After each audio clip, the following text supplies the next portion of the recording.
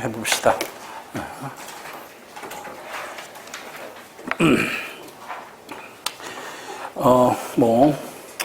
오늘부터 아시겠지만 다 받으셨죠? 모질라시는 분 없죠?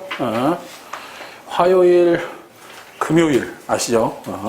첫 시간이니까 간단하게 수업 오리엔테이션 겸 해서 이 수업 진행 방식이라든가 또 여러분들이 무엇을 중점적으로 좀 얻어가셔야 되는지, 그 다음에 어떤 걸 중점적으로 또 공부를 하셔야 되는지 간단하게 하고, 여러 가지 물론 여기에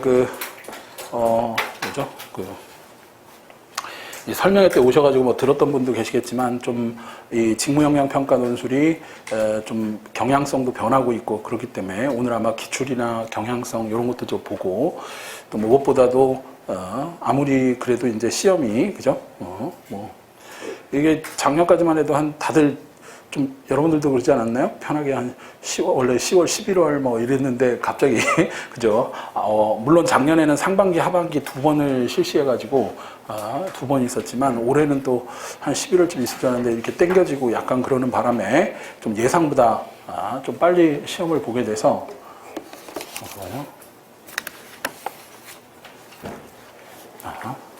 요거 가져가세요. 자, 그래서 기본적으로 여러분들이 좀 전반적인 거에 대해서 좀 이해를 하시고 시험에 대한 이해도 있어야 되고 하기 때문에 우리 지금 한 달 조금 남았나요? 한 달 조금 더 남았는지 이렇게 되는데, 당연히 처음에는 이제 오늘은 조금 아마 처음 글을 쓰시는 분도 있을 수 있고 이게 이제 막막 하시는 분도 있고 해서 시간을 조금 넉넉하게 드리긴 하겠지만, 다음번부터는 그러니까 6회에 걸쳐서 일단 이번 수업의 가장 큰 목적은 세 가지예요. 여러분들이 글쓰기 능력. 그러니까 첫 번째 목표로 생각을 하시면 돼요. 제한 시간 내에 어쨌든 제가 나중에 이제 오늘 첨삭도 해드리고 채점도 해드린 다음에 다음 시간에 전체적으로 여러분들 답안에 대해서 강평을 해드릴 건데, 어쨌든 죽이 됐든 밥이 됐든 문항에 대해서 답을 다 쓰고 나와야 되죠.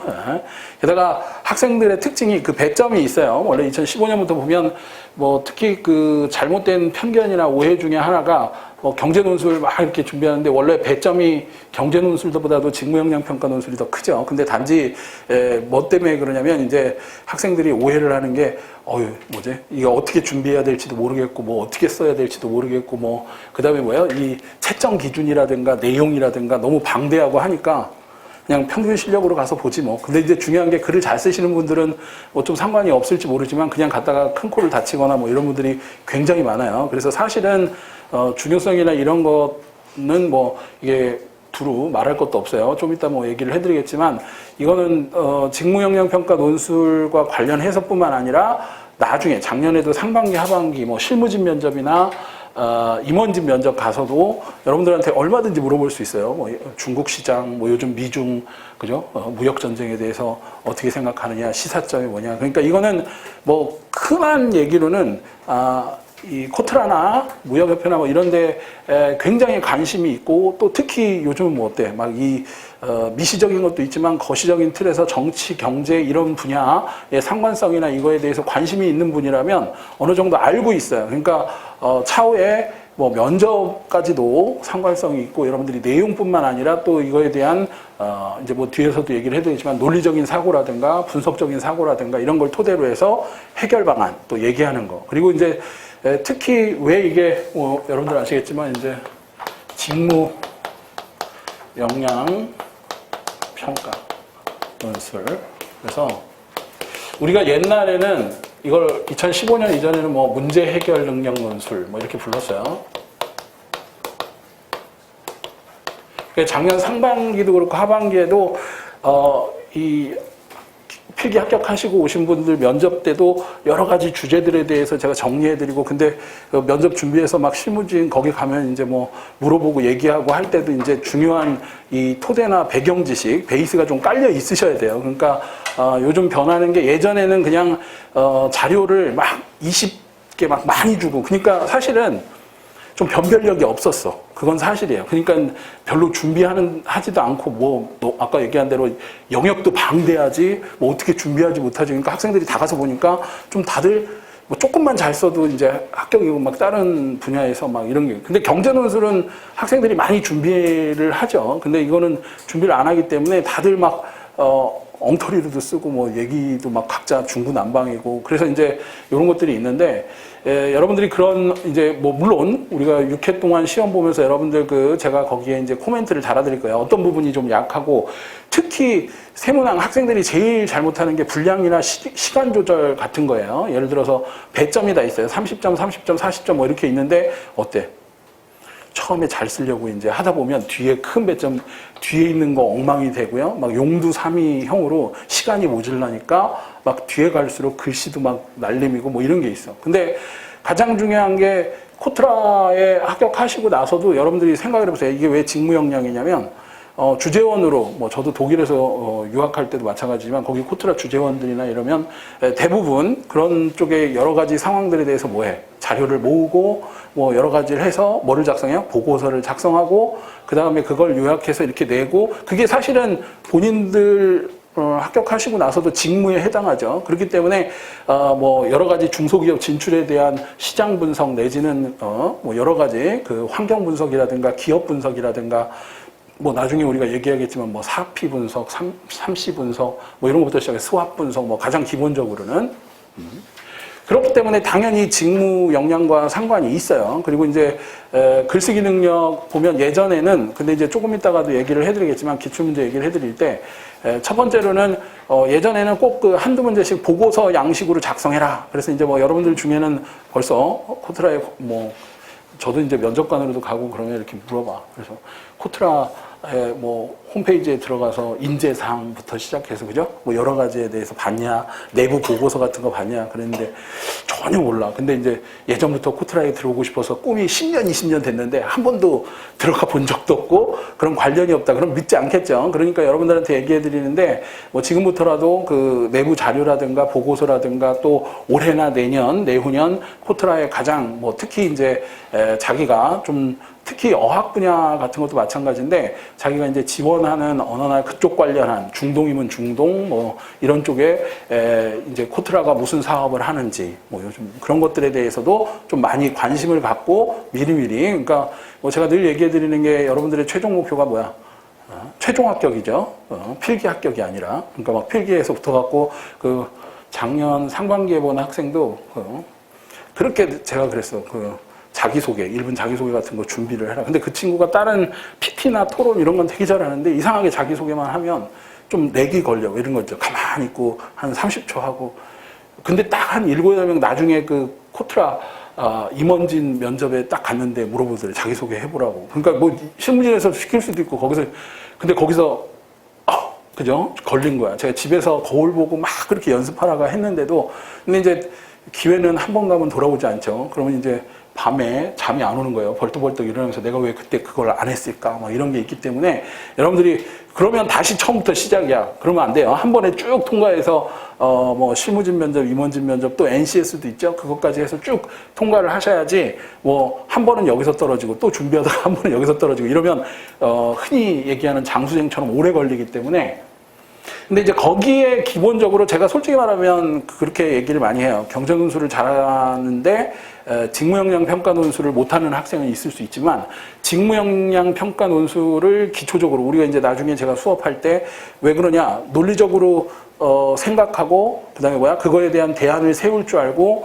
분석법이나 원인 도출이나 이런 걸 잘하는데 경제 논술을 반대로 그러니까 직무역량 평가 논술을 잘 쓰는데 경제 논술이나 또 혹은 면접 가서 대답이나 이런 걸 논리적으로 못하는 학생이 없어. 그러니까 여러분들이 그런 것도 좀 배워가시면 좋아요. 어떻게 해서 그러니까 제가 제일 좋아하는 말이 물론 그죠 그 내용 자체를 습득해가는 것도 있지만 가장 중요한 거는 이거 분석하는 방법과 그거를 잘 쓰고 글을 쓰는 능력을 배워가시는 게 중요하다. 그래서 첫 번째가 글쓰기 능력. 그러니까 제한 시간 내에 물론 사람들마다 글의 특징이 있지만 그래서 가끔 그런 학생들이 있어. 자기 의견을 이라고 해서 자기가 많이 안다고 해서 그걸 뭐 물론 보고서 형태가 됐든 서술문 형태가 됐든 체계적으로 논리적으로 정리하고 요약을 다 잘하느냐, 그렇지 않아요, 절대. 그리고 특히 시험에 가서 거기에 나와 있는 내용을 딱 보고 제한된 시간 내에 잘 정리하는 거는 굉장히 좀 어렵다고 할 수 있어요. 그래서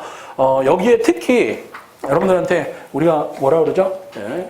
키워드, 이거 이 핵심 어휘 혹은 개념, 이런 거 중심으로, 그러니까 이거는 이제 평가나 어떤 채점 기준을 좀 파악해야 해요. 제가 늘 이런 거 얘기할 때 두 가지를 얘기를 해드려요. 첫째는 이 문제에서는 답을 생각할 때 저도 마찬가지긴 한데, 뭐 이렇게 채점할 때 처음에는 이렇게 막 이래, 이 학생들도 인생을 걸고 하니까 시험에서 이렇게, 그죠? 뭐 공기업 논술이든 국정원 논술이든 뭐 이렇게 채점을 잘 해야지. 그러는데 한 100장 넘어가면 인간인 이상 다 읽을까요? 이렇게 읽다가 얘는 어차피 안 됐어.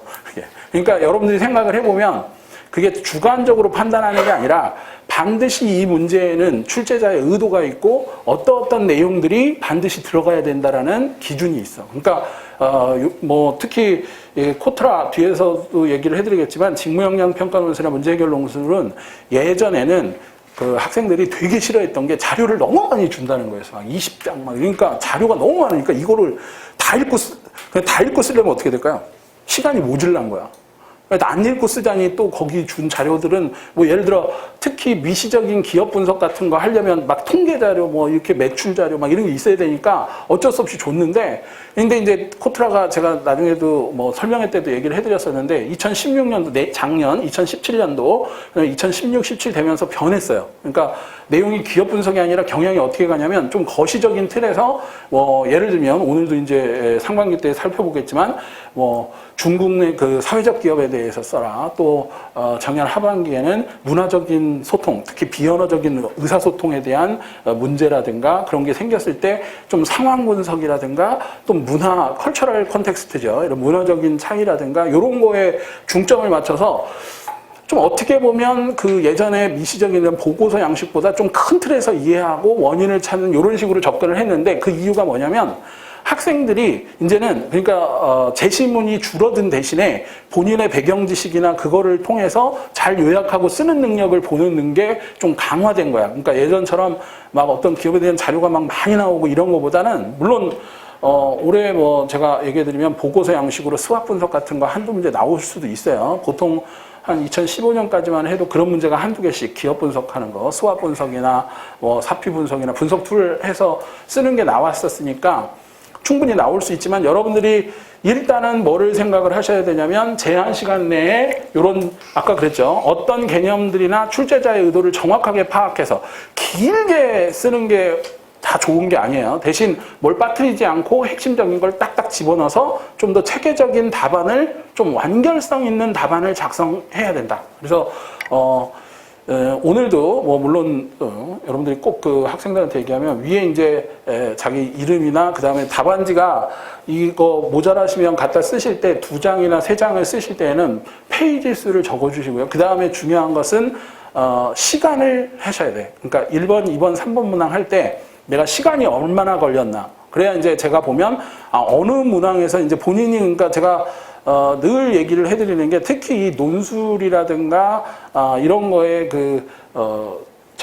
특징이 뭐냐면 대부분 학생들이 자기 글의 그 장단점이라든가, 물론 이제 제가 그 뒤에 코멘트를 달아드리고 점수를 매겨드리는데, 이게 제가 누구 글인지 몰라요. 거기에 이제 이름을 꼭 본명을 안 쓰셔도 돼요. 뭐 뽀로로 쓰셔도 되고, 요즘 제가 봤는데 뭐 앤트맨, 와스프 뭐 이런 거 쓰셔도 돼요. 근데 자기만 알아볼 수 있게. 근데 이제 제가 누가 누군지 모르고 뭐 친인척 관계도 아니기 때문에 글만 보고 평가를 해드리는 거니까 개인적인 원한을 쌓으시면 안 돼요. 이 사람이 보통 근데 보면 자기가 내가 뭐 개인적으로 기분 나쁘게 하려고 점수를 뭐 이렇게 준다거나 뭐 코멘트를 달아드리는 게 아니라 본인 글이 어느 부분에서 좀 문제가 있고 이 부분이 어때요? 조금 양이 뭐 분량 조절에 실패를 했다든가 아까 얘기한 시간 조절에 실패를 했다든가 또 어떤 개념이 빠져 있다든가 또 이게 잘못됐다. 그러면 그런 거를 빨리 그래서 제가 늘 얘기해 드리는 게 두 가지를 명심하셔야 돼요. 하나는 제가 이제 지금 코멘트를 달아드리는 게 어떤 부분인지 자기의 글 특징을 빨리 캐치하시고 그 다음에 가져가시면 분명히 2번 글쓰기를 해야 돼요. 그러니까 한 번 시험 보고 이렇게 제가 그래요. 코멘트를 달아드리면 그냥 놓고 아예 몰라 이건 그냥 의견일 뿐이야. 그죠? 그러고 나서 하면 논술은 솔직히 말하면 100번을 써도 안 늘어. 왜냐하면 똑같은 뭐 한마디로 얘기하면 같은 수준의 글을 계속 반복 재생산해요. 그렇기 때문에 실력이 늘질 않아요. 그래서 제가 항상 첫째는 퇴고한 내용에 대해서 좀 자기 글의 단점을 보시고 이런 거를 보완한다는 느낌으로 그 다음에 설명을 이제 다음 시간에 제가 강평을 해드리고 문제풀이를 해드리면 어떻게 해야 돼?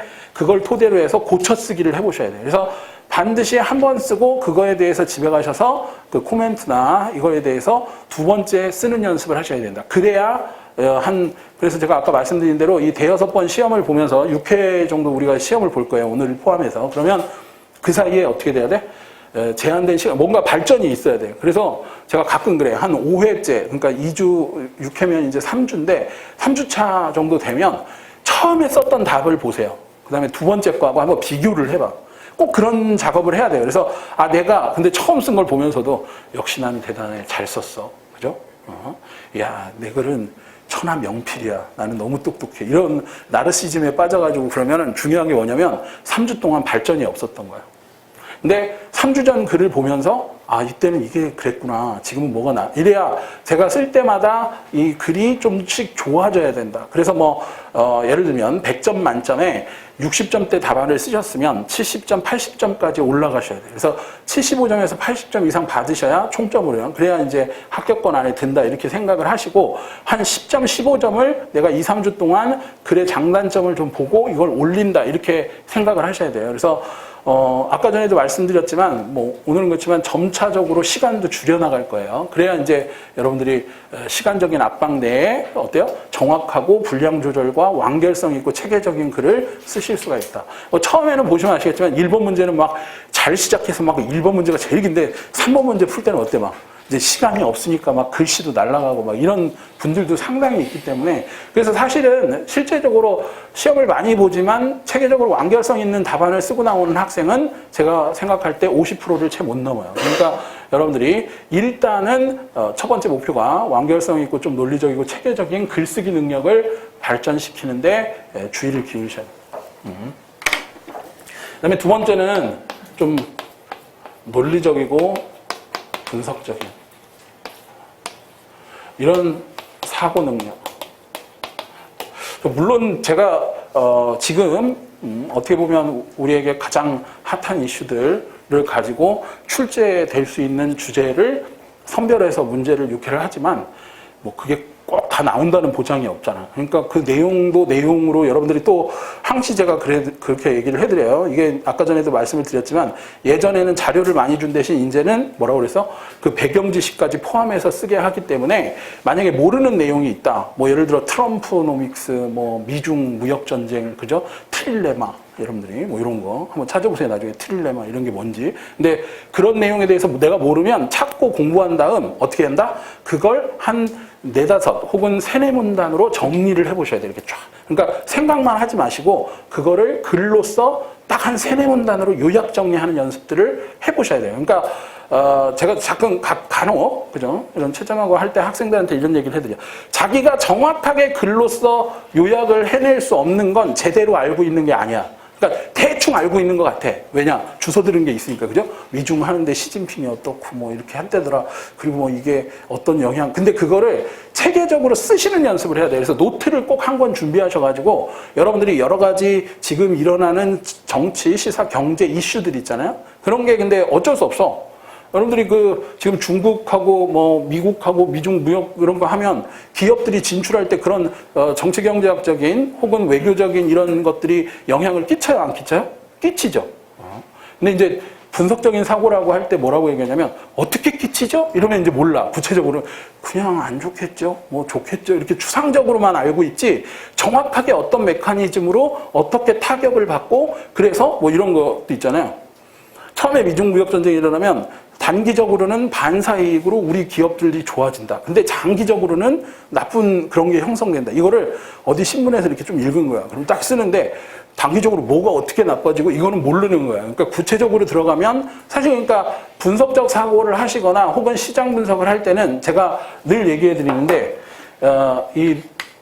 여러분들이 그 추론 그리고 이 분석은 특히 어떤 문제, 왜 이게 문제 해결 능력이라고 많이 불렀냐면, 지금도 이제 NC에서도 있지만, 이제 여러분들이, 뭐, 그럴 거예요. 어디에 가거나, 뭐, 혹은, 그게 중국 시장이 됐든, 중동 시장이 됐든, 미국 시장이 됐든, 러시아나 뭐, 핀란드 시장이 됐든, 어디 갔는데 무슨 문제가 발생해. 그러면 그 문제의 뭐를 봐야 돼? 원인을 잘 찾아야 돼요. 원인이 무엇인지. 그러니까, 우리가 할 때, what, 또 why, 그러면 이거에 대해서 어떻게 해결을 할 것인가? 그렇다면 어떤 전제로부터 어떤 결론 혹은 우리가 그러죠. 근거나 사실 관계로부터 어떤 주장을 이끌어내는데 항상 여기에는 무엇 때문에 그렇죠? 혹은 우리가 그런 거죠. 그러므로 어떻다. 그러니까 하나의 이걸 뭐라고 부르냐면 논증의 구조. 그러니까 어떤 데로부터 무엇이 나와서 이러니까 어떻게 해결해야 한다. 구체적으로 써야 돼. 그러니까 뭐 실상 보고서를 작성할 때도 이렇게 안 써오면 상사들이 던지면서 이걸 지금 보고서라고 써왔냐 이렇게 혼나는 거예요. 근데 여러분들이 이 어떤 전제들로부터 이렇게 쓰는 방식이 훈련이 안 돼 있어 사실은. 그래서 대부분은 오늘도 뭐 마찬가지겠지만요. 처음에 쓸 때는 학생들은 주장만 나열해요. 주장만. 그러니까 근거는 없이 막 이렇다. 그래서 제가 얘기해드리면 하나의 주장을 하기 위해서는 예를 들어 그리고 우리 분석할 때 뭐 기회 요인, 위험 요인부터 시작해서 시장 뭐 우리가 분석 이런 거 하는 이유는 그냥 근거 없이 되면 안 돼. 그러니까 여러분들이 최소한 논증의 구조를 갖춘다는 건 이러한 사실들을 분석한 다음 그러므로 이거의 시사점과 그다음에 전망, 그다음에 대응 방안 이런 거를 찾을 때 딱 이게 체계적인 거예요. 그래서 무작정 쓰시지 마시고 반드시 왜 그런지 뭐 때문에 그런지 이런 사고들을 해야 된다. 그러니까 제가 얘기해 드리는 게 요 사고 방법을 배우셔야 분석법이라든가 이런 것도 마찬가지죠. 그러니까 해야만 글을 쓸 때 논증적으로 이렇게 딱딱 원인과 결과 이런 걸 그래서 본인이 한번 집에서 이렇게 글쓰기를 할 때요. 좀 그러면 어떤 글을 하나 갖다 놓고 아니면 뭐 기사도 좋고요. 어떤 걸 갖다 놓고 주장과 전제와 결론과 이런 걸 나누기를 해봐. 이게 분석적 사고야. 이렇게. 그리고 본인도 생각을 할 때 이거는 틀렸다. 왜 틀렸는가? 뭐가 있는가? 이렇게 가지치기. 그래서 물론 우리가 뒤에 3시 분석, 4P 분석, 수학 분석, 그리고 LT라고 그래요. 로직 트리라고 그래서 어떤 식으로 논리적 사고를 발전시켜 나가는지, 그죠? 뭐 변수나 원인. 그래서 특히 근본적인 문제에 어떻게 도달해야 하는가. 이런 방식을 조금 배우셔야 된다. 그래서, 지금 얘기한 대로, 그죠? 이거하고 이거 두 가지만 있어도 그 앞부분은 어떻게 잘 쓸 수 있어. 그러니까 그죠? 논리적으로 사고하고 정확하게 표현하는 방법. 이 두 가지를 얻어가시는 게 이 수업의 목적이다. 이렇게 생각하시면 돼요. 그러니까 6회 동안 그 첨삭을 하고 얘기를 하고 하는데 제가 목표의식을 드리는 거예요. 딱 3, 4회 갈 때쯤부터는 이 생각을 해야 돼. 그러니까 어떻게 하면 좀 간결하고 체계적으로 핵심을 빠뜨리지 않고 정확하게 적느냐? 시간 내에. 그죠? 두 번째는 논리적으로 어떻게 사고해서 근본적인 문제를 어떻게 찾아내는가. 이 논리적인 사고 방법. 이 두 가지를 꼭 얻어가셔야 되고, 마지막으로, 이게 이제 여러분들도 많이 들으면 창의적, 그리고 좀 독창적인, 이 문제는 알았어. 근데 해결을 못하면 안 되죠. 그러니까 창의적인 요 해결 방안. 근데 이 창의성에는요, 여러분들 얘기해드리면, 우리가 흔히 어떤 학생들은 그래요. 이 창의성이나 논리적인 거를 좀 타고 태어나는 거, 천재들은 타고 태어나는 게 있죠, 천재들은. 그럼 어떻게 이걸 개발을, 그 두 가지로 많이 얘기하는데, 우리가 흔히 발산적 창의성이라는 거 있어요. 그리고 하나는 수렴적 창의성이라는 거. 근데 재밌는 얘기를 해드리면 이 발산적 창의성은 우리가 흔히 얘기할 때 무에서 유를 창출하는. 그래서 좀 예술가들이나 이런 천재들이 근데 논술이나 지금 여러분들이 쓰시는 거는 이걸 얘기하는 게 아니에요. 이걸 얘기하는 거예요. 수렴적 창의. 이건 뭐냐면 유에서 유를 이끌어내는데, 그러니까 제가 항상 얘기하는 게 이런 거죠. 제시문이나 자료를 주는 이유는 여러분들에게 지금 있는 문제는 이렇게 막 없는 데서 뭘 끌어내라는 게 아니라 주어진 자료나 정보, 그죠? 그리고 이러한 사실들로부터 이거를 수렴이라는 말이 뭐야? 이거를 종합해내고 이것으로부터, 그러니까 너무 독창적이라고 그러니까 막 이상한 거를 막 쓰면 안 돼. 그게 창의성이 아니라 여기선 딱 하나만 생각해 보면 돼요. 논리적으로 해서 그래서 제가 가끔 시험을 볼 때 여러분들이 합격하는 것 중에 이거 비법 중에 비법인데 두 가지를 생각하면 돼. 첫째는 아까 뭐라 그랬지? 출제자가 이 문제를 왜 냈을까? 이게 출제자의 의도예요. 그리고 특히 서술형 문제나 논술 문제에선, 그러니까 경제 논술도 사실 마찬가지야. 이렇게 딱 쳐다보시면서 이 문제를 출제자가 왜 냈을까? 왜 뽑았을까? 그 하고 많은 문제 중에 그 의도를 간파하는 게 첫 번째고요. 그다음에 두 번째가 바로 이건데, 나의 경쟁자들, 그날도 이제 시험 보러 가셔서, 그죠? 어느 중고등학교든 이렇게 딱 보면 옆자리에 앉아 있는 애들이 있을 거야. 첫 번째는 출제자의 의도고, 두 번째가 뭐냐면 경쟁자의 답안이야. 얘네들은 이 문제에 어떻게 쓸까? 옆으로 이렇게 둘러보시면서요. 여기 다. 근데 이제 생각을 해보면, 대부분 제가 이렇게 채점을 하면서 생각을 해보잖아요. 우리가 이런 말이 있어. 창의성, 독창성의 반대말이 뭐냐면, 상투적이고, 그죠? 근데 상투적이고 진보한 표현, 그리고 이미 그런 게 뭐 일반적이고 추상적인 표현, 이런 게 뭐냐면 100명이 쓰잖아요. 그럼 제가 가끔 논술 채점, 저는 뭐 숱하게 많이 몇십 년 동안 해봤기 때문에 아는데, 이 재밌는 게 뭐냐면 사람의 생각이 별 다르지 않구나, 이런 걸 느껴. 아, 애들이 다 비슷비슷하게 생각하는 거야. 70%는 다 비슷한 답안을 써. 그래서 제가 가끔 얘기해요. 경쟁자의 답안을 한번 생각해봐라. 걔네들이 사실은 어떤 답안을 쓰고 있냐면 네가 방금 쓰려고 했던 걸 그대로 쓰고 있어. 바로 처음에 쓰려고 했던 걸 남들이 쓰고 있는 거야. 그러면 무슨 얘기냐면 거기서 한 발자국만 더 들어가시면 차별화가 돼요. 그러니까 우리는 뭐 정책적 지원을 해서 이 기업을 살려야 한다. 여기까지는 다 써. 근데 그 정책적 지원이 뭐라고는 안 써. 그러니까 정책적 지원이나 뭐 정부가 어떻게 해줘야 된다, 이거를 구체적으로 두 가지 방법이 있는데 하나는 뭐고 두 개는 뭐고 이런 것까지 들어가면 성공한 답안이에요. 근데 대부분은 그걸 싹 빼. 그러니까 한 두세 줄 차이가, 제가 좋아하는 말 중에 하나가 사소한, 그죠? 차이가 명품을 만든다. 명품 같은 거 보면 이렇게 써보시면 그런 때 있잖아요. 이렇게 딱 쓰다가 여기에 작구가 달려 있으면 참 좋은데 그랬는데, 그러니까 작구가 딱 달려있어, 명품은. 그러니까, 그 차이예요. 사실은 큰 차이가 아니라. 그래서, 제가 생각할 때 여러분들이 항상 구체적인 대안을 쓸 때는 구체적으로 한 두세 줄을 첨가해 주는 거. 근데 좋은 논술과 나쁜 논술은 뭐 몇 천자 차이가 아니라 어떻게 보면 아까 그랬죠. 딱 핵심 개념이 들어가 있느냐? 원인 분석이 됐느냐? 그리고 그거에 대한 답안을 쓸 때 남들보다 어떤 거야? 딱 한 발자국만 더 들어가서, 그러니까 여기에 제가 얘기한 건 좀 구체적이고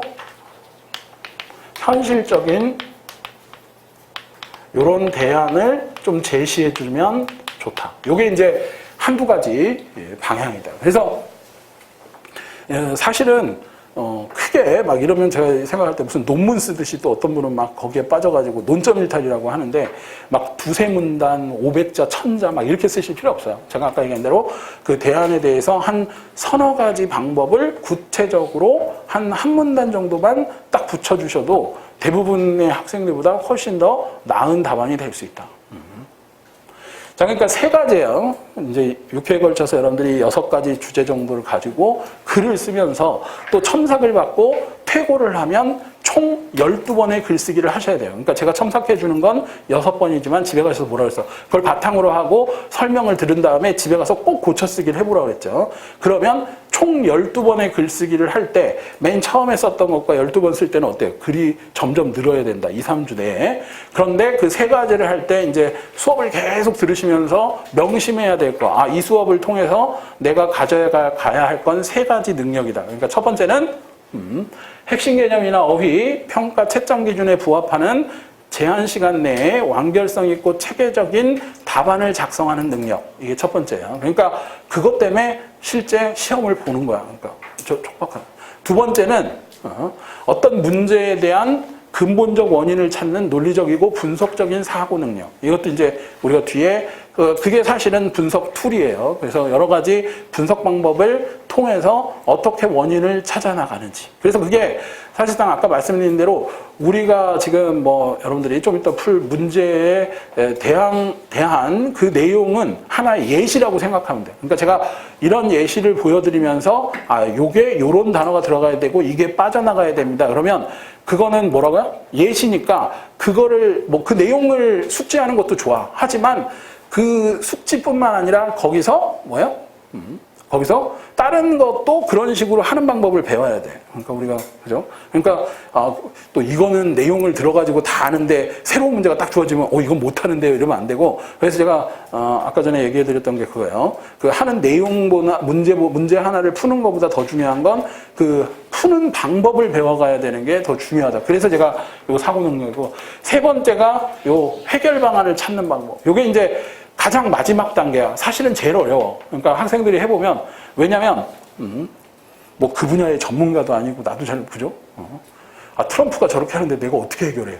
제가 그냥 자꾸 중국하고, 그죠? 둘이 시진핑하고 이걸 내가 여러분들한테 그걸 해결하라는 게 아니야. 그러니까 정치, 예전에 그런 친구, 작년이었을 거예요. 작년에, 물론 이제, 이 직무역량 평가 논술 주제로는 안 나왔지만 면접에서 한한령 있잖아요. 한한령 중국 사드 막 그거 한참 있었을 때 공기업 대부분 꼭 코트라뿐만이 아니었어. 무역협회도 그렇고 저기 어디도 다 뭐 물어봤었냐면 막 사드 한한령 때문에 어떻게 해야 되느냐 막 물어봤는데 한 학생이 딱 진짜 진지하게 질문하는 거야. 아니 중국 정부가 그러는 걸 내가 어떻게 해결하냐고. 그래서 제가 그랬죠.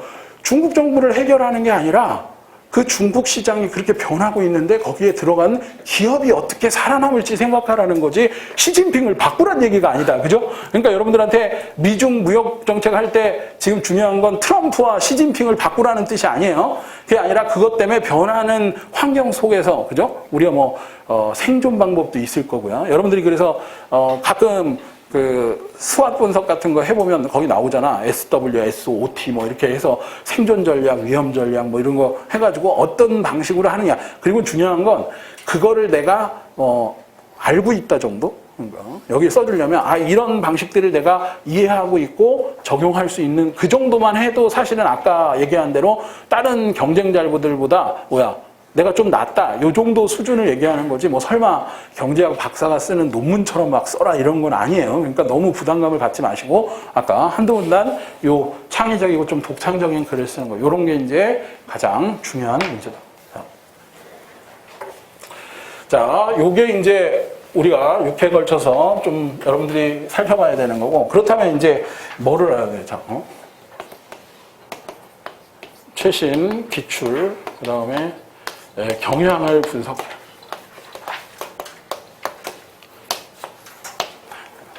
왜냐하면 알고 있어야 돼. 뭐를 알고 있어야 되냐면 제가 아까 뭐라 그랬어요? 가장 중요한 게 채점 기준이나 아무리 좋은 거를 써도 그래서 제가 늘 얘기를 해드리는데 뭐 다 같진 않아. 그 답답할 때도 있어요. 뭐냐면 저 이제 많이 얘기하고 뭐 하다 보면 알잖아. 이 친구가 A라는 친구가 B라는 친구보다 능력이 훨씬 뛰어나. 근데 사실은 시험이라는 건 어쩔 수 없어요. 그러니까 저는 이제 뭐 예를 들어 오랫동안 가르치면서 보면 A라는 학생이 뛰어나지만 실질적으로 그 한두 시간 면접이나 시험에 이 친구가 그걸 보여주지 못하면 이 B라는 친구가 합격하고 이 친구가 떨어지는 게 비일비재한 게 시험이야. 그리고 특히 시험에서는요, 분명히 원하는 게 있는데 그거를 그러니까 아까 최신 기준이나 출제 경향이 변하고 있는데 또 옛날 그런 식으로 쓴다든가 뭐 이렇게 되면 이게 원하는 걸 하지 않으면 어때요? 보질 않아요. 그렇기 때문에 떨어질 수밖에 없어. 그러니까 여러분들이 이게 이제 어떤 시험이고 뭐가 변하고 있고 뭐 이런 것들도 좀 염두에 두시고 좀 보셔야 돼요. 그러니까 옛날에는 이제 아까 제가 얘기해드린 대로 미시적인 그래서 주로 이제 2015년 뭐까지는 기업 분석 그리고 특히 수학 분석 좀 미시적인 측면에서 뭐 신발 공장이나 뭐 이런 것들 분석하는 거 그러니까 거기서도 이제 보시면 뭐 신발 가게 거기 있죠? 전략을 이용해서 분석하고 원인을 설명하고 또 뭐 기업의 수출 부진 뭐 이런 것들이 이제 물론 인문계 쪽으로 이제 많이 변했어요. 그러니까 인문계 쪽에서 나왔던 내적 요인, 외적 요인 이런 거 기회 분석하고 이런 거는 아직도 좀 한두 문제 정도 출제가 될 수 있기 때문에 이런 건 알아야 되는데 전반적으로 그러니까 여러분들이 2016년, 2017년 가면서 어떤 식으로 이 기출이 이제 변했느냐. 뭐 첫 번째로는 아까 얘기한 좀 거시적인 차원에서 여러분들이 문화라든가 또 혹은 국가, 그다음에 정치, 또 외교, 경제 등등 좀 이런 거에 대한 배경 지식이 좀 있어야만 풀 수 있는 이런 문제들로 좀 바뀌고 있어. 그러니까 뭐 특히 뭐 이거에 대해서 전혀 모르고 있다든가 또 뭐 그러면 쓸 수가 없는 그러니까 뭐 조금 어떻게 보면 채점하는 사람들은 간단해질 수 있어요. 뭐 이렇게 구별하기가 훨씬 쉬워진 거야. 이런 걸 좀 알고 있구나. 이 학생 모르고 있구나. 왜냐면 예전에는 뭐 여러분들이 생각을 해보시면 돼요. 특히 뭐 대학도 수능 논술로 가고 막 이런 친구들은 제시문 주면 그 제시문을 어떻게 살려갖고 또 다 쓴다? 그럼 막 장수도 많아. 그럼 그거 다 읽어봐야 되고 막 그랬는데 이제는 아까 그랬잖아요. 제시문이 줄어들고 있다. 이때는 막 뭐 자료 막 해갖고 20장. 근데 그러니까 막 읽다가 시간이 모자라 그랬는데 이제는 자료를 많이 안 주니까 모르면 못 쓰는 거야, 그냥. 그죠? 그러니까 채점하기는 편해. 그러니까 왜냐면, 항상 그래요. 문제를 이렇게 알면 쓰고 모르면 못 쓰고 하면 한 절반은 날아가고 나머지 중에서 좀 분량이나 잘 쓴 것만 갖고 꼼꼼히 읽으면서 채점하면 되니까.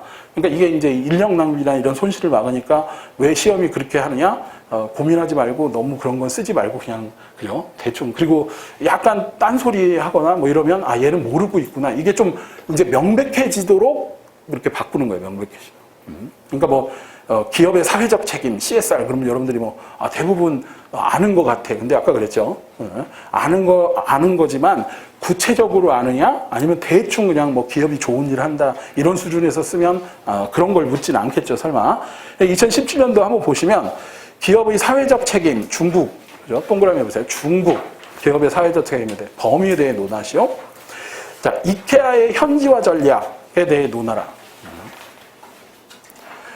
한국 가구 시장의 변화, 가구업체들의 기회요인, 위험 요인을 모두 분석하고 설명하라. 뭐 이런 게 제시문이 좀 주어지고 이런 것들을 썼다. 그러니까 여기에서는 이케아라든가 뭐 구체적으로 있지만 그게 이제 뭐 그리고 하반기에는 이게 상반기 문제고요. 하반기에는 아까 말씀드린 대로 비언어적인 의사소통, 문화 간의 의사소통에 충돌이 생겼을 때 어떻게 대응해야 되느냐.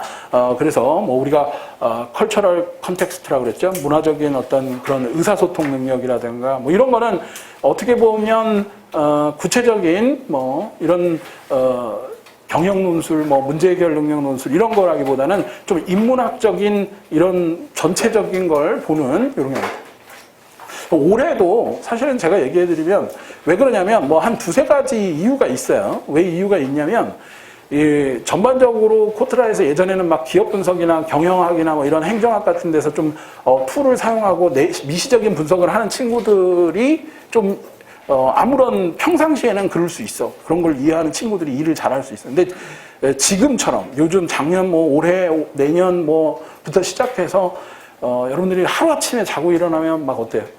북미 회담에 막 그다음에 미중 무역 전쟁에 막 어떻게 보면 누가 그러더라고요. 한국은 지금 어디에 있어? 격변의 시기에 있어. 그래서 막 뭐 여러 가지 세계도 지금 막 컨스텔레이션이라고 그러죠. 이렇게 불확실성이 증가하고 있는 상황. 이럴 때에는 어떤 사람들이 중요하냐면 판세를 읽을 줄 알아야 돼. 이 전체적인 세계 경제의 흐름이라든가, 그죠? 뭐 보호무역주의도 그렇고, 뭐 요즘 WTO에 좀 미국하고 중국하고 막 그 하고 있고, 그죠? 게다가 뭐 되게 재밌는 게 그거잖아요.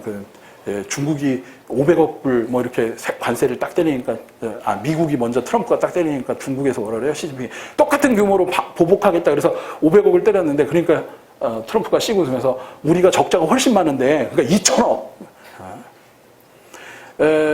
중국에 수출하는 미국 기업 다 합쳐봤자 1,300억 불이에요. 그러니까 2천억을 때릴 수가 없어. 똑같이 때린다면 때려봐 이런 거죠. 때릴 수가 없어. 왜냐하면 적자가 훨씬 폭이 크니까.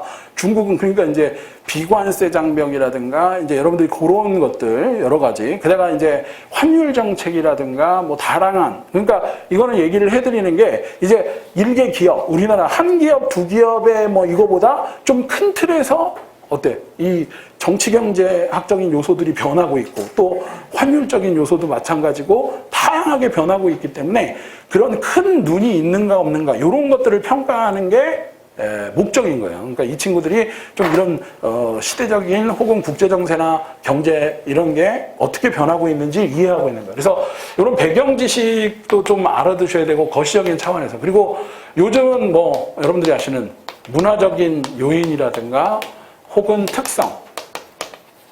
그러니까 이런 거 중심으로 좀 많이 이제 출제가 가고 있다 이렇게 생각을 하셔야 돼요. 그래서 사실은 근데 이제 이거를 쓸 때 뭐 물론 제가 아까 말씀드린 게 사회적 책임이나 이런 거에 대해서 전혀 모르고 있다. 그럼 어때? 쓸 수가 없어. 근데 많이 안다고 또 잘 쓰느냐? 그렇지 않아요. 많이 알아도 뭐를 잘 얘기해야 되냐면 제가 이걸 이렇게 얘기를 해드려요. 조금 아까 전에 글쓰기 능력에서 첫 번째 중요한 게요. 여러분들이 그 요약이나 혹은 정리, 그 다음에 이거에 대한 분석을 할 때 가장 중요한 게 뭐냐면 선별적인 또 혹은 선택적인 글쓰기야. 그러니까 이게 뭐냐면 버릴 것과 취할 것. 요거를 잘 구별해야 돼요. 그러니까.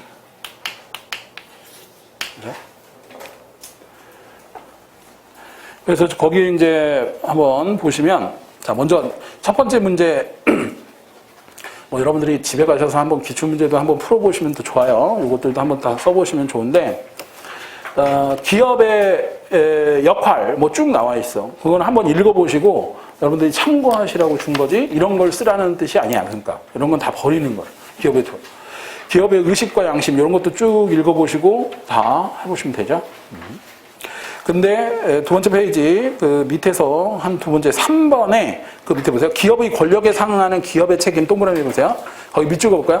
소극적 책임. 뭐뭐를 해서는 안 된다. 이익침해 금지의 규범이 있고요. 기업의 적극적 책임이 있어. 뭐뭐를 해야 한다. 책임은 권력에 부수한다. 그러니까 우리가 일단 지금 얘기해드린 대로 자 이제 이런 걸 아셔야 된다는 거죠. 버릴 거, 다른 거 아니라 이제 기업에는 소극적인 책임과 적극적인 책임이 있고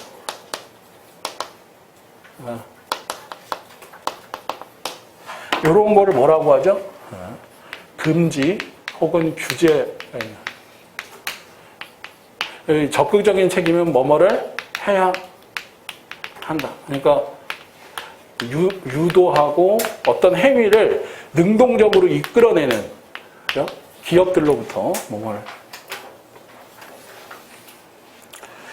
자, 그러면 아까 제가 얘기했잖아요. 만약에 중국 내 중국 사회적 기업의 범위를 해라. 그러면 이제 여러분들이 뭔가 제가 아까 그 글을 체계적으로 쓰기 위해서는 이 개념들을 생각을 해봐야 돼요. 그럼 사회적 책임에 대한 정확한 범위라는 게 어떤 게 있느냐. 이제 근데 요거에 대해서 우리가 잘 모르면 이 핵심 개념들을 모를 수가 있는데 거기 보시면 기업의 사회적 책임 범위 그거 넘겨보세요. 거기에 또 뭐가 있냐면 임의적 책임 거기 나오죠. 윤리적 책임, 법률적 책임, 경제적 책임 자 있어. 그러니까 우리가 아까 전에. 자, 소극적 책임에 해당하는 게 이제 우리가 그럴 수 있잖아요. 이거는 그러니까 이번에 우리나라에서도 뭐 갑질 문화 이러면서 한진 뭐 얘기를 할 때 이거를 법률적으로 물을 수 있는 게 있고, 그죠? 그냥 법률적으로는 물을 수 없는데 그냥 이거는 도덕적인 책임을 져야 된다. 그러니까 거기 보시면 임의적인, 자 보세요. 해도 되고 안 해도 되고 또 윤리적이고 도덕적인 책임. 그러니까 우리가 흔히 비난은 할 수 있으나 뭐 이런 거. 그래서 거기 나오잖아요. 사회 지원, 문화 지원 뭐 이런 거는 해도 되고 안 해도 돼요. 근데 우리가 지금 보시면 이런 것들 하고 또 밑에 보시면 법률적이고 경제적 책임. 아니죠. 지금 이게 바뀌어 있죠. 여기에 요게 경제적 법률적 책임. 그러니까 이게 이제 뭐뭐를 해서는 안 된다 이런 거라면 요게 지금 임의적이고 윤리적 도덕적 책임. 제가 지금 순서가 도덕적 책임.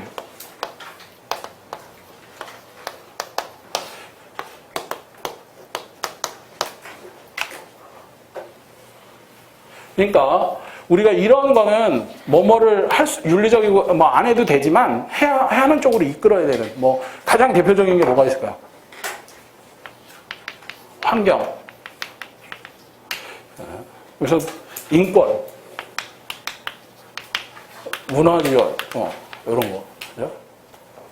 그래서 이런 게 이제 강한데 여러분들이 아시다시피 올해도 그렇고 작년에도 그렇고 2007년부터 중국은 아까 뭐 비관세 장벽 기준 강화 뭐 이런 거 얘기를 해드리면서 중국은 공산주의 사회주의 국가이기 때문에 당연히 자유주의나 자본주의 국가보다 어떻겠어요? 이게 더 세겠죠. 그러니까 아까 얘기해드린 대로 특히 환경 규제라든가 뭐 2007년부터 상하이도 마찬가지고 공산당들에 대한 이런 이 기준 강화, 그 다음에 상하이도 마찬가지고 이런 거에 대해서 더 강하게 푸시를 하고 있는 게 사실이에요. 올해 5월, 4월, 6월에도 법을 제정하면서 환경 규제를 강화하고 인권 문제라든가 그러니까 중국 뭐 간단한 거예요. 중국 사회에서 기업이 이렇게 하려면 이제 뭐 나중에도 나오긴 나올 텐데 여러분들 그래서 트럼프 대통령도 막 뭐라고 얘기를 하는 거냐면 공정하지 않다 이런 얘기를 많이 하는 이유 중에 하나가 특히 중국 제조 2025라고 있어요. 근데 이게 자기네 나라 기업들을 보호하기 위해서 여러 가지 기술들이나 외국 투자 기업에 대해서는 굉장히 강하게 하면서 그러니까 이제 여러 가지 금융이라든가 법률이라든가 이런 시장 그다음에 저작권 문제라든가 그러니까 뭐 우리나라도 마찬가지 환율 문제라든가 이거에 대해서 중국이 공정하게 하고 있지 않다는 거야. 그렇기 때문에 어떻게 보면 그 중국 제조 2025라든가 그런 기업들의 그 기술 침탈이라든가 이런 거에 대해서 트럼프 대통령이 민감하게 반응을 하는 거죠. 만약에 뭐 그래서 이번에도 뭐 그런 얘기를 많이 했죠. 뭐냐면 중국이 똑같이 공정하게 자유무역을 하려고 하면 어떤 조건을 맞춰야 돼? 아까 환율 조작 같은 것도 안 해야 되고 그 법률이나 이것들도 똑같이 하면 모르는데 무슨 얘기야? 중국 내 기업들의 그러한 윤리적 도덕적 기준을 높여가지고 다른 외국 기업들에 대해서 이걸 하면서 그죠?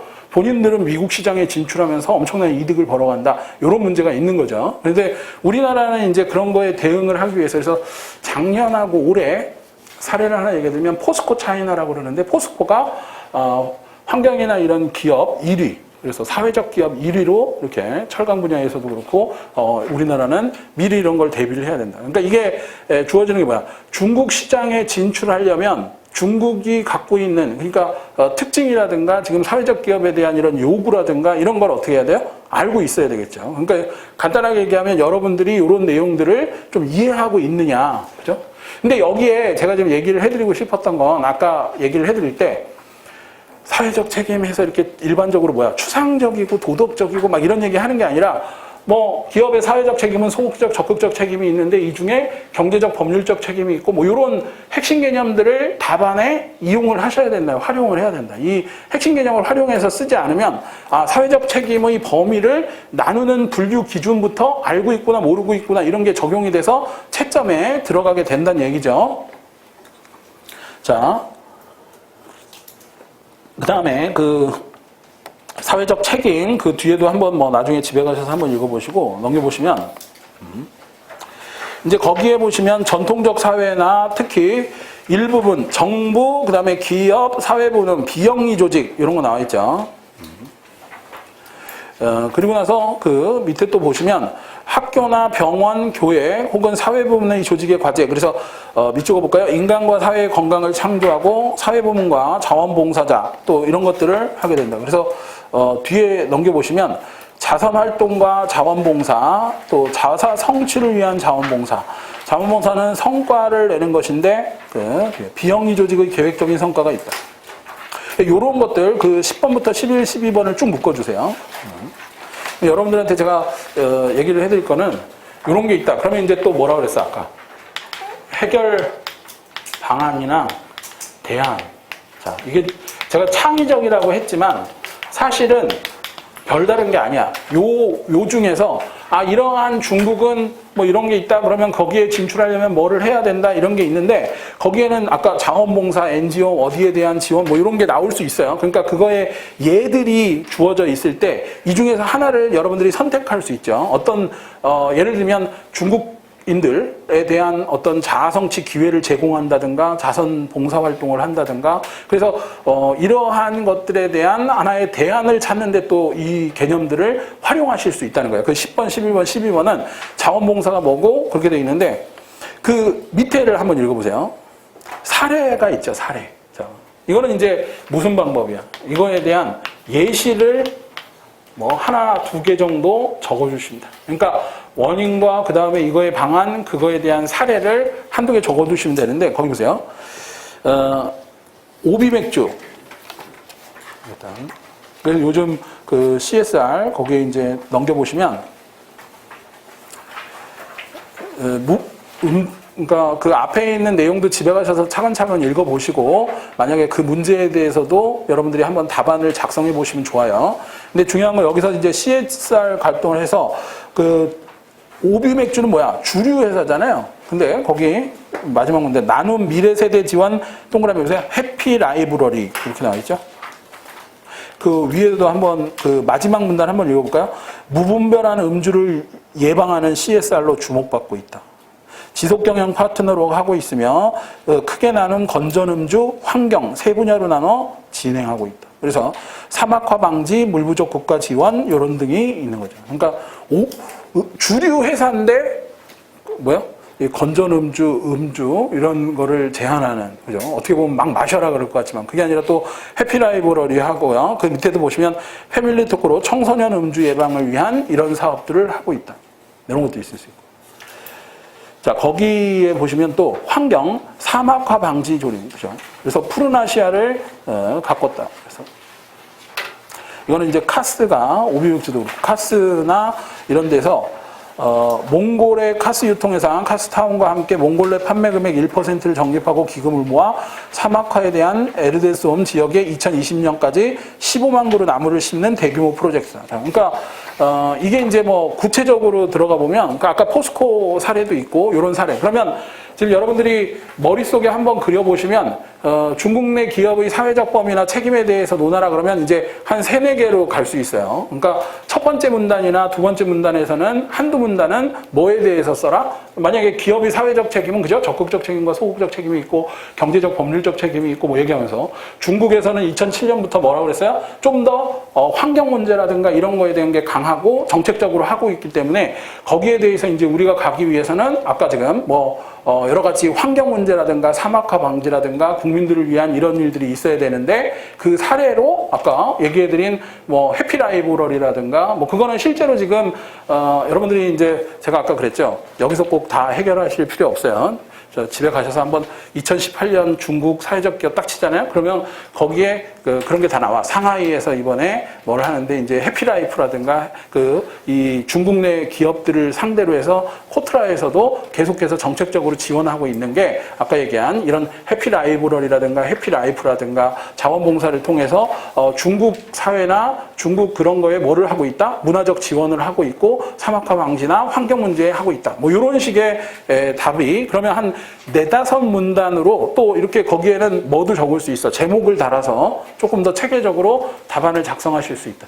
이런 게 이제 가장 중요하다는 거예요. 그러니까 여러분들이 뭐를 생각을 하셔야 되냐면, 첫째는 아까 전에도 그랬죠? 핵심 개념. 그러니까 간단하게 얘기해보면, 아까 선별적으로 선택적으로 하라는 건 내가 반드시 넣어야 될 핵심 어휘나 이런 개념들을 통해서 그것의 어떤 정의, 그 다음에 문제 원인 등을 하고요. 자, 그 다음에 두 번째, 어때요? 그것을 적용시켜서 분석을 하는 거예요. 그 다음 그거에 따르는 대안과 혹은 뭐예요? 사례. 요게 이제 한두 개 정도로 정리를 하면 지금 요게 이제 우리가 흔히 얘기하는 기승전결하는 논리적인 구조 그리고 체계성을 체계적인 글쓰기가 된다. 그래서 항상 제가 얘기를 해드리면 그 답안을 작성할 때 무작정 쓰는 것보다는 한 문단 한 문단 한 문단 내가 처음에 기업의 사회적 책임 아까 얘기했죠? 그 윤리적 도덕적 책임 소극적 책임 뭐 이런 걸 얘기하고 중국 내의 이런 거에 대해서 조금 얘기를 한 다음 그것의 사례나 해결 방안에 대해서 이렇게 간다. 그래서 어떻게 보면 A, B, C 순서대로 글이 흘러가도록 어때? 이렇게 체계적으로 잡아야 돼. 그러니까 그게 체계적이고 논리적인 글쓰기의 첫 번째 단계다. 그리고 이제 충분히 아까 제가 말씀드린 대로 지금 요 내용은 길지만 여기서 뭐라고 그랬어? 다 쓰는 게 아니라 다 버리고 추출해서, 그죠? 추출해서 그거의 핵심적인 것만 엑기스만 골라서 체계적으로 이렇게 답안을 작성하시면 된다. 자, 한 5분 정도 쉬었다가 우리가 뒤에 이케아 답안 그거를 한번 살펴보고 뒤에 있는 문제는 뭐 지금부터 보시면 안 돼요. 나 좀 이따 시험 볼 때, 왜냐면 이것도 시험이니까 아까 말씀드린 대로 답안의 페이지 수와 한 문제 한 문제당 푼 시간을 기록하셔야 되기 때문에, 그죠? 지금부터 이제, 그래서 지금부터는 다음 회차에서도 이렇게 시간 줄이고 제가 이렇게 시간을 재시면서 푸시라고 하는 이유가 뭐 어떤 분들이 그래, 뭐 시험 문제 푸는데 집에서 음악 틀어놓고 그저 커피 한 잔 마시고 갔다 와서 한 5시간, 6시간 걸려서 이렇게 그때는 잘 써줬는데 가니까 안 써져요. 그런 건 이제 소용없어요. 딱 시간을 재서 1시간 10분에서 1시간 30분 사이에 이 문제들에 대한 답을 다 작성하는 이런 연습을 해야 되기 때문에 지금도 마찬가지예요. 앞에 있는 거, 그죠? 실제 시험인데 막 다 쳐다보고 있다가 생각 정리해서 나중에 쓴다 이런 거보다는 딱 시작하실 때 보시면 좋다. 그래서 한 5분 정도 쉬었다가 뒤에 보고 할게요.